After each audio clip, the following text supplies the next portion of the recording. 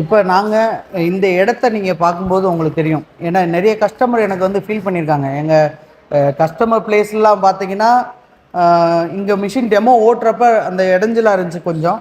அதுக்கு வந்து என்ன பண்ணிங்கன்னா, இப்போ இந்த ஏரியாவை கொஞ்சம் டெவலப் பண்ணி கஸ்டமர் வந்தோடனே அவங்களுக்கு லைவ் டெமோவாக ஃப்ரீடமாக அவங்களே இங்கே வந்து அவங்க மாவை கொண்டு வந்தாலும் சரி, இல்லை எங்கள் மாவில் போட்டு பார்த்தாலும் சரி, அதுக்குரிய எஃபிஷியன்சியெல்லாம் ரெடி பண்ணி இங்கே அவங்க ப்ராடக்டை சாப்பிட்டு பார்க்குற அளவுக்கு இங்கே நாங்களாம் எண்ணெயில் போட்டு அவங்களுக்கு அவங்க கையோடு அதை எடுத்து சாப்பிட்ற மாதிரி நாங்கள் இன்றைக்கி இந்த இடத்த ரெடி பண்ணியிருக்கோம்.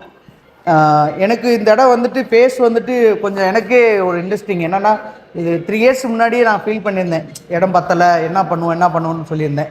அப்போ நம்ம செட்டு வந்து அன்றைக்கே 30 அடி நம்ம பிளான் பண்ணியிருந்தோம்.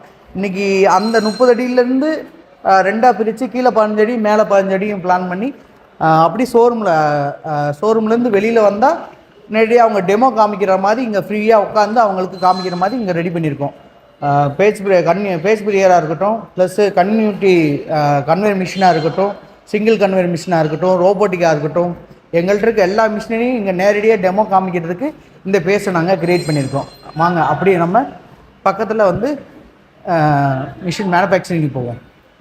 இங்கே பார்த்தீங்கன்னா அப்படியே நம்ம பின்னாடி ரெண்டு யூனிட்டாக நம்ம பிரிச்சுருக்கோம். மொத்தம் 3 யூனிட்டாக இருக்குது. ஷோரூமு ப்ளஸ்ஸு கஸ்டமர் ஸ்டே பண்ணுறதுக்கு, ப்ளஸ்ஸு அக்கௌண்டிங் ரூமு, என்னோடய office, plus editing office, plus அந்த ஆஃபீஸ்லாம் அதுக்கப்புறம் கீழே பார்த்தீங்கன்னா நம்ம இதுக்கு முன்னாடி ஒரு வீடியோவில் காணொலியில் பேசியிருப்போம்.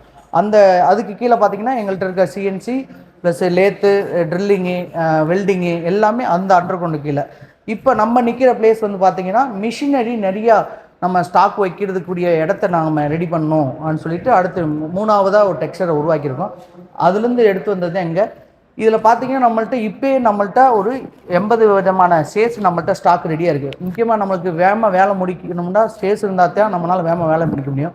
கஸ்டமர் இன்றைக்கி ரொம்ப ஃபாஸ்ட்டாக மிஷினை எதிர்பார்க்குறாங்க. அப்படி எதிர்பார்க்கும்போது எங்கள்கிட்ட அந்த சேஸ் செய்கிறதுக்கு ரொம்ப டைம் எடுக்கும். அப்போ நாங்கள் என்ன பண்ணியிருக்கோம்னா, சேஸுக்கு மட்டும் ஒரு தனி பிளேஸ்மெண்ட்